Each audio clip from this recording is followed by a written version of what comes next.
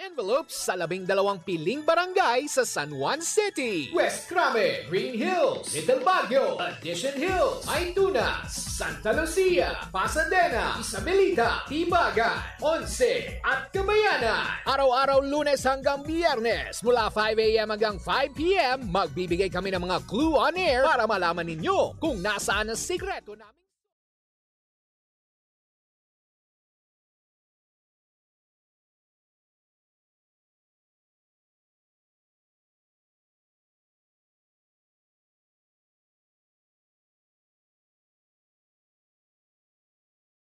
Pangga! Hanapan time na! Ito na ang clues para sa ating 12 Days of Christmas ni Pangga promo!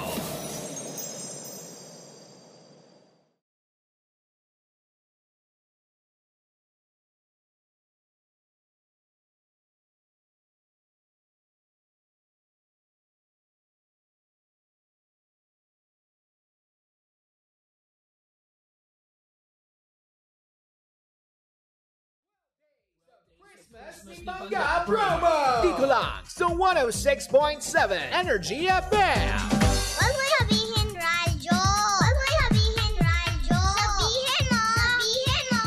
Energy! Energy! Cheers, Miss Gabaglita!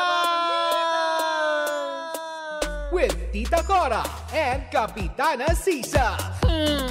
We are number 106.7 Energy FM! Pangga, wag mong sabihin radyo! Sabihin mo, Energy! Sa magandang umaga, Metro and Mega Manila. Sa lahat pa rin po na nakatutok sa kanilang mga radyo. Ayan, sa magandang umaga po sa inyong lahat. Sa mga naghahanap buhay natin, mga kuya mong drivers na pumapasada sa lansangan. Nakakaloka. Ingat-ingat mga kuya! Oy, good morning din sa lahat ng mga misis ngayon na namamahalan pa rin sa mga bilihin. Correct. Oo, tipid-tipid lang. Tama, diba? Yung ipinaabot sa inyo or yung inabot sa inyo ni Mister na 13-month pay niya, correct, tipirin nyo yan. Kasi, hindi mo alam kung next year may trabaho pa si Mister. Hindi, pero diba, sure yun, Mari, na dapat ng prioridad natin dyan, pag nakakuha na ng mga extra budget, is punuin po muna natin ang pagkain ng ating mga tahanan. Correct. Bumili ka agad ng bigas. Yan ang pinaka-importante Asukal, sa lahat. kape. Yes, diba? The basic necessities. Oo, diba? Ng toyo, suka. Punuin ka agad ng mga condiments. Sabong panlaba. Yes, yan ang importante sa lahat. Diba? Alam mo, maraming misis na nagiging happy, Mari, lalo pat pag yung mga sabong panlaba ang, alam mo yun, unang pinupuntahan pag sa grocery, diba? Actually, oo. Lalo na yung, ay nako, ayoko diba? magano ng brand kasi may mga brand parang Correct. chok, dami chok. Alam mo, isa din sa batayan ko or barometro ko na tumatanda na talaga ako. Bakit? Ay pag napapansin ko na ang isang sabong panlaba ay machok. Oo, diba? Yung tipong tinitignan mo na yung kwalidad. Ginaganon mo. Diba? Tapos pag nasa grocery ka, una mong tinitignan yung mga yung check the labels. Oo. Lalo pagdating sa pagkain. Ano ba ang calories nito? Ang sugar ba nito mataas? Gano'n. Correct. Diba? Meron pa minsan yung barometro ko din ng pagiging matanda, yung pupunta ka sa bigasan, syempre minsan hindi ka naman bibili ng isang kabang bigas. Ngunguyain mo. Tapos nakatingin ka doon nagsasalitang tindera. Ang nadadampot mo pala dumi ng butiki. Sabi ko, ba't ang pait? Yung nakahalo na doon sa bigas. Well, pero bago ang lahat na kwento na muna, hindi ba? Medyo ko naboboard ang araw mo, Mare. Bored ka ba today?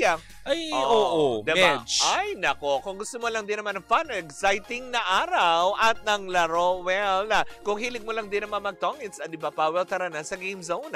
Fun believable sa Game Zone dahil you can play real tong-its with real people for free. May chance ka rin pwede makisplit over 34 million pesos ang papremyo at makakuha ng daily cash prize na worth 14,640 pesos. Ang makukuhang cash credit, Mare, pwede mo rin gamitin palaro sa kahit anong game. Pwede mo rin itong i-cash out. Yes. Visit gzone.ph/regulatory.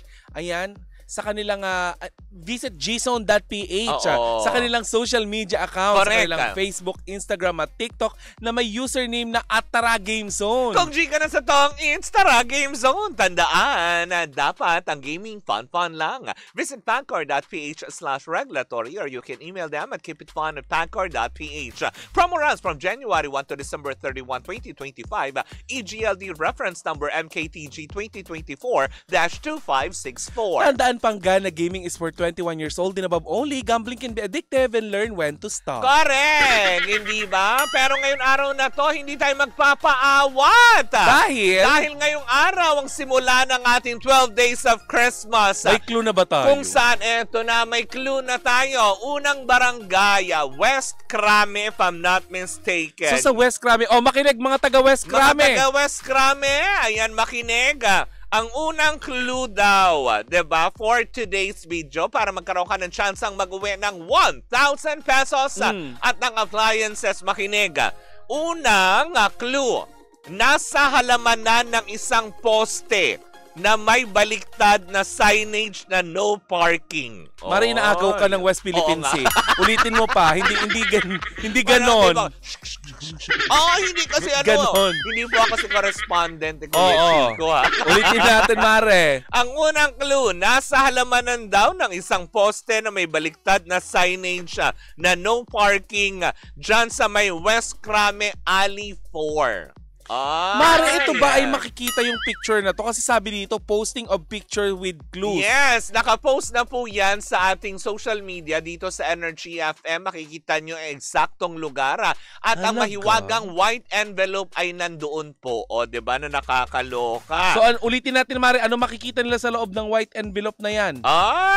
Isang mensahe. Hindi mula kay Moses. Ganon. Mensahe na kung saan nga naman na naglalaman ito na ikaw ay, kumaga sinasabing ikaw nga ang lehitimong nanalo ng 1,000 pesos plus appliances for today. Kasi hanggang 19 ito mangyayari dahil 12 days. Diba? Ayan, i-close up mo nga kay Tita Cora. Hindi na ilabas nyo na lang dyan sa screen. Correct, diba? Nakakaloka. At ang pangalawang clue, Mare, eto yon. Ay, naku, Mare, eto na nga ang pangalawang clue natin. Sa kanan, kanan na parte ng Petron Gasul, West Crame Branch. Ulitin natin. Sa Mare, ito ang pangalawang clue.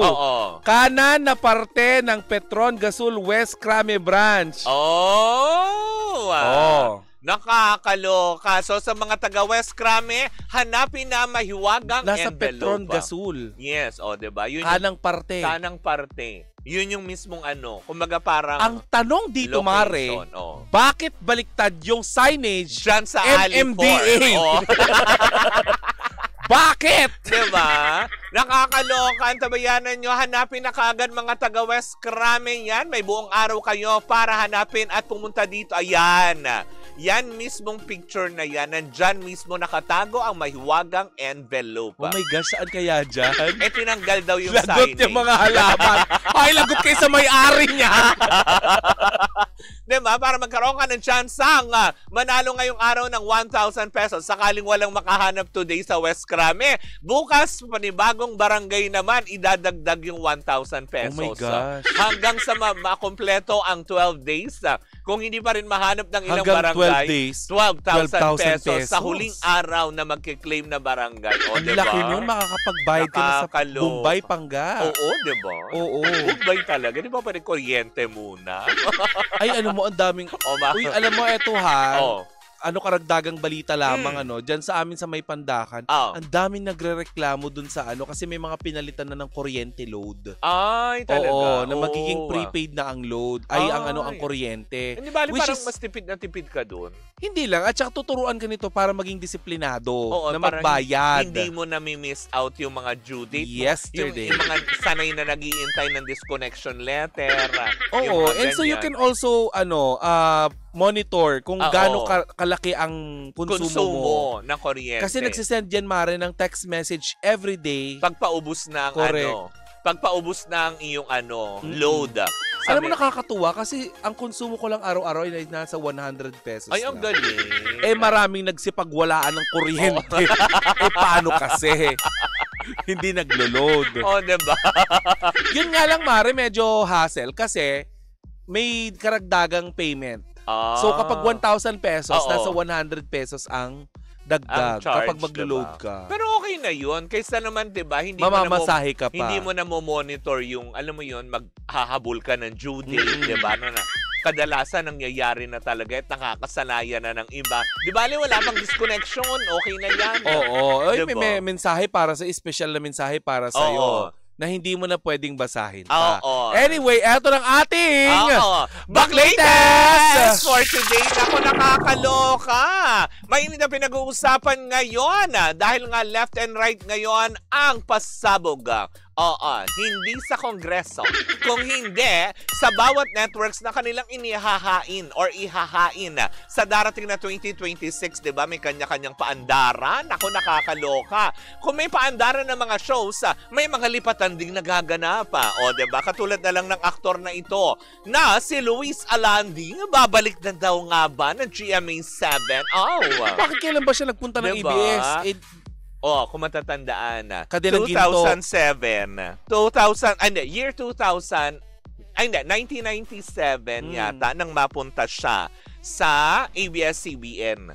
'Di ba? Yan yung year yata ng unang kontrata niya, 'di ba? Sa GMA7 with 'di ba? With kumbaga, if I'm not mistaken, kasama siya sa GMA Artist Center na inilunsad na kasama si Celestine Gonzaga. 'Di ba? Kumaga parang kasama niya doon si Tony Gonzaga before na sila ang inilunsad ng GMA Artist Center.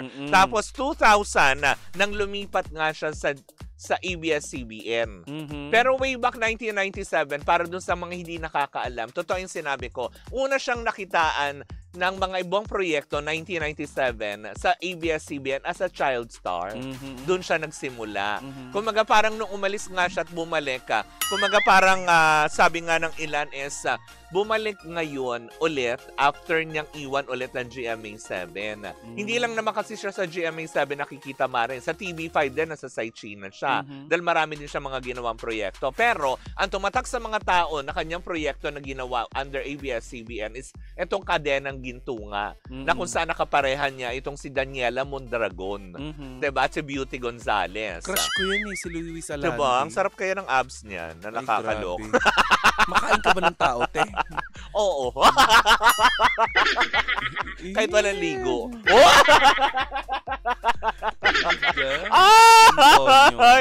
Pero yun na nga. Kasi 'di ba, nung nanumbalik siya ulit sa ABS-CBN, if I'm not, sa GMA7, kasi since 2000 to 2007 nasa ABS siya. 2007 bumalik ulit siya ng GMA7.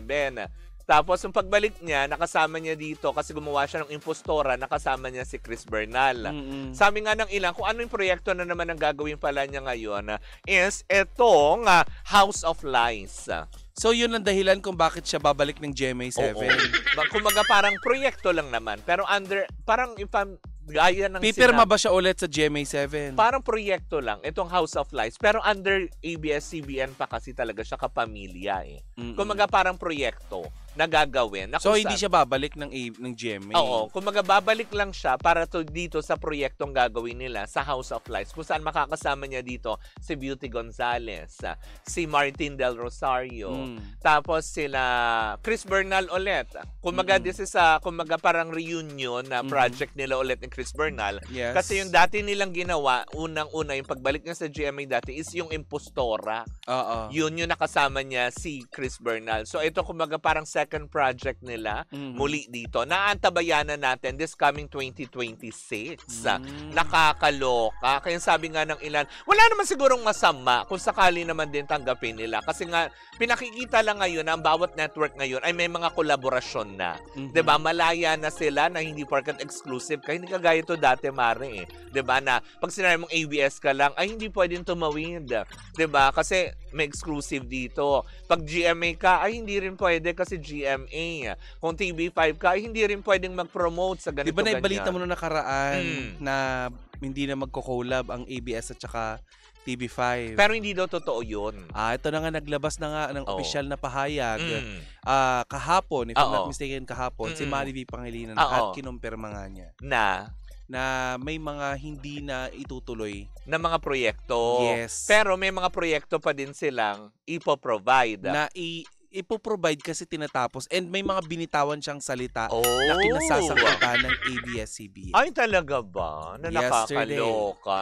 Pero at least, kasi nandun pa rin sila sa kontrata nila, yung 5 years contract kasi nila as content supplier eh. Mhm. 'Di ba? Ng ABS-CBN yun. Kaya na yan, At ba't niya nawala. tinatanggal sa camera? Ay, so, ibig sabihin lang nito, pinatotohanan na ng mismong presidente ng TV5 na posible nga may mga proyekto na hindi itutuloy. Tama ba? Yes. Oh! Yan. So, Diba? abangan natin yan, yung mga balita na yan. Oo. So, Ilalatag ko yan. yan. So, yan ang mga papakaantabayanan natin sa mga susunod na mga araw. Kung ano nga ba ang mga proyekto na hindi Pero na ito si Luis ipapatuloy. Alandi. Oh. Di ba, ang gwapo ng anak nito eh. In fairness, di ba? Oo. Talagang yung mga, Parang hindi siya tumatanda. yung mga produkto nila talaga, di ba? Masasabi mo talaga na, iba talaga. Tsaka grabe, ang ganda ng balat ni Luis. Correct, di ba? Hindi siya, alam mo, yun Saka yung abs, ang sarap. may abs ba si Luis Meron Alandi? grabe. Seasonal din yung abs niya kapag may pero ang Diba? fit, ang gwapo. Nag-post na to sa FHM, yung Cosmopolitan na diba yung mga lalaking lagi na sa kalendaryo. Ay talaga. Malabo na nga si Luis sa akin eh. Ano bang ginawa mo kasi sa litrato ni Luis? Ay, dinikit ko lang naman kasi siya sa sa may pintuan ng aming kwarto. Alam mo, malalaman diba? mo talaga kapag ang bakla bastos. Uy, bakit? Siyempre, di ba, in time, naaarawan na, di ba? Kasi tapat ng bintana. Lumalabo. Bakit, di ba? Pag ikaw ba naman itapat sa araw, di ka matutunaw. Di ba? Nangingitim, pero yung mamumuti ka, dahil tinapat ka sa araw, sobra ka na, sisa. But anyways, ako mga banggay, yan po muna ang ating unang chika. Yan sa unang oras ng programa. Baklita sa woo! Sa aming magbabalik isang umatigabong chika na naman ang daladala ng dalawang bakla. Muli po ako po si Kapitana Sisa. At ako naman po si Tita Cora. At tuloy-tuloy pa rin po ang ating tugtugan. Siyempre, dito po lamang yan sa number 106.7 Energy FM. Pag huwag mong sabihin radyo. Sabihin mo, Energy!